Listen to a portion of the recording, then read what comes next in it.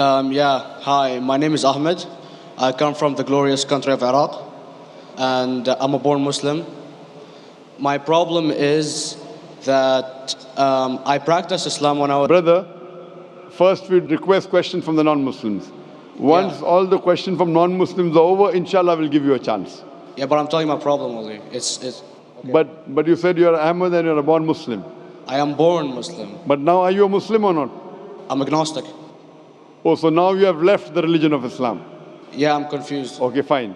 If you have left the religion of Islam, you can ask the question, brother. Okay. So my question is, how come I don't have the faith that you and the other Muslims have and some of my friends, even though I practiced Islam a lot and I even did Umrah, but I still do most of the sins that are forbidden in Islam, and I sometimes am lazy to do the prayer and the other subjects we have to do in Islam. I have read many books and about other religions and conspiracy theories and documentaries and such. I even have seen your own videos on YouTube, and there are many questions that go around my head about Allah and the Messenger and Muslims in general. And basically the most important question is, you said in one of your debates or questions that Allah is the creator and He's uncreated. But I have realized, how can the uncreated exist? And if He exists, how can we notice Him? How can we see Him or hear Him or feel Him or know of His existence if He's uncreated in our own dimension or so? That's one of the questions. Brother Ahmed said that he is a born Muslim. He comes from Iraq. He read the Quran, he read the books, but he commits many sins. He believes maybe sometimes he's agnostic and he's lazy for praying. Brother, before I answer your main question, if you do sins and if you're lazy for praying, that does not make you a non-Muslim. As long as you believe that praying is fard, sometimes you miss, it's a sin. It's a major sin that you sometimes don't pray, but that doesn't make you a non-Muslim. If you say praying is not required, then you're doing kufr. But if sometimes you do sin, sometimes minor sin, sometimes major sin, it is haram, it's forbidden, but that does not throw you outside the fold of Islam. There are sometimes waswasa of the shaitan asking you, you're a Muslim, but this is wrong in Islam, this is wrong. And it does deviate the person's mind. At that time, maybe your iman may be low. But these things should not make you consider that you're non-Muslim. Regarding a question that I mentioned in my speech, and you're right, that Almighty God is the creator, but He Himself is uncreated. You ask the question, how can the uncreated, how can we see the uncreated? And how it's possible. Allah subhanahu wa ta'ala is Khaliq, is the creator. And by definition, He's uncreated. Because normally people say that when they try and prove in logic that everything has a creator, who created this table, the carpenter, from where he got, from the tree, who created the tree, so it goes back to Allah. So when many of the people try to convince an atheist, they try and say that everything has a creator, and then they get trapped when the atheist asks him who created Allah. So if you hear my tapes, I never go that way. I ask the atheist that how did you come to know about the universe? How did you come to know about the functioning of the stars, of the sun? And he says, and goes back, that the creator. So it's the vice versa. So if you know how to deal with logic, you don't trip over this problem with the atheist trap, the Muslims or the believers, by saying who created Allah. By definition, Allah is uncreated. And if you ask the question, who created Allah? If you have heard my tapes, I give the reply. That suppose a person comes and says that my brother John. Yeah, I know, I saw that, I heard that's funny, but I mean, how does he exist if he's uncreated? Not that is Allah. Automated. Yeah. That's the difference between you and Allah. How does he exist means he was existing. He doesn't have a beginning. You and I have a beginning, that's human being. So that is the difference between us and Allah. You can't say that Allah has to be like us. If Allah is like you and me, why should we worship Him? I see, but have you heard of the phenomenon, the Big Brother? used by various orders and political agendas to control the people and such by implementing it into multiple gods. And then later on, it became a monotheistic religions all over the world to make it easier for Big the Brother, people to. sorry, I've never heard of the religion Big Brother. It's not a religion. It's like a theory, an idea, basically. For What does it example, say? yes. What does this idea say? What does it say? Is that when you have a big brother, it's easier for you to live life.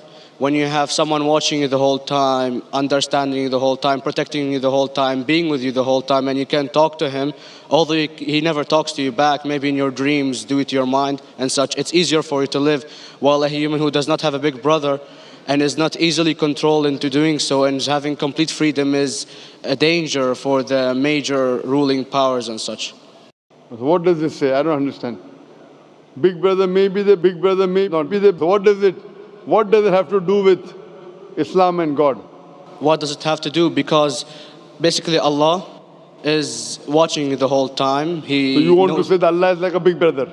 Indeed, you use him for your protection so you won't be scared. You know what I mean? See, this is the hypothesis. Hypothesis. If you have heard, how do I convince an atheist? If you have heard my answer, that you said that you're agnostic, you're atheist. Yeah. So first thing I do to an atheist is I congratulate him. What? I congratulate him. Have you heard my answer of atheist? Yeah, you congratulate them and stuff. But I haven't seen your debates with the atheist. I just saw your answers on some questions. Fine, so you haven't seen the answer of atheist. No, but I've seen your debate with David William Campbell. And that William Campbell is not an atheist. Yeah, yeah. Now when an atheist tells me he does not believe in God like your theory of Big Brother, Yeah. and if you believe in that theory, I will ask you, first thing I do to the atheist, I congratulate him. You know why? Yeah, because they think and they don't follow what their parent does and such stuff like that. No. I congratulate him because he is not doing blind belief. The other people are doing blind belief. He is a Christian because father is a Christian. He is a Hindu because father is a Hindu. Most of the Muslims are Muslim because father is a Muslim. He is thinking. He says there is no God. He has said the first part of the Islamic Shahada, La ilaha. The reason I congratulate him is because he has said the first part of the Islamic Shahada, Islamic Creed, La ilaha. The only thing I have to do is illallah, which I shall do inshallah. So if you have heard my answer, an atheist becomes an atheist because he believes in science, he believes in logic. Or I ask him that if an equipment is bought in front of him, which no one in the world has ever seen, and if the question is asked that who will be the first person who will be able to tell you the mechanism of this new equipment, what is the answer? Of course, he's going to tell you the producer or the maker of this equipment. Creator, producer, maker. So when we ask him questions that how did this universe come into existence, he will talk about the Big Bang. This what we're going to talk is already mentioned in the Quran 1400 years ago in Surah Anbiya chapter number 21 verse number 30. Avalam yaral lazina kafaru anna samawati wal arda kanat ratkum fataknahuma. Do not the unbelievers see that the heavens and the earth were joined together and we clove them asunder. This what you came to know 50 years back is mentioned in the Quran 1400 years ago. Who could have mentioned that? Well, in various civilizations in like 2000 or 5000 BC before Islam came or Christianity itself, there was various civilizations that are good in astronomy and they know more about our solar system than we do now, sadly. Brother, your knowledge of science is little, not in-depth. I do agree. There are certain things which were known as hypotheses. For example, we came to know, we were proved that the earth was spherical in 1577. I know that in 6th century BC, there were Pythagoreans who believed that the earth was spherical. But the same Pythagoreans who believed the earth was spherical also believed that the earth was the center of the universe, which is wrong. You show me one civilization which believes 100% what the Quran has mentioned. I challenge you. What you say, so do you mean to say there was a person who said, okay, this civilization, out of 100 things, these 2 things are right. Out of 100 things, these 5 things are right. Out of this 100, and picked and chose. Who can do that? No one besides the Creator. Even if you know that there were 10 different civilizations, hundreds of civilizations, there is not a single civilization that you know in the past which knew 100% of science what we know today. So where is your logic? Where is your theory?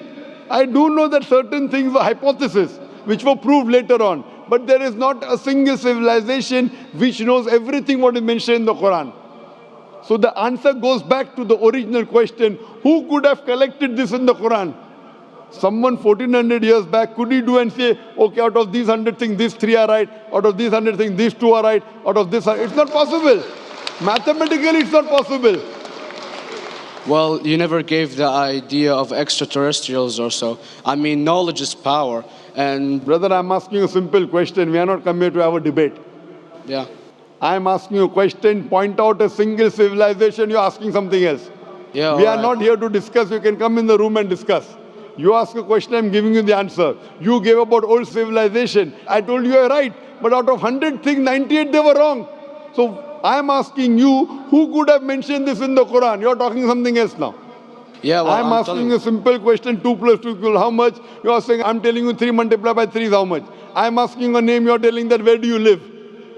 I'm asking a simple question, name me a single civilization which has everything what was mentioned in the Quran. Do you know of any or not? Yes or no? Well, not everything, of course.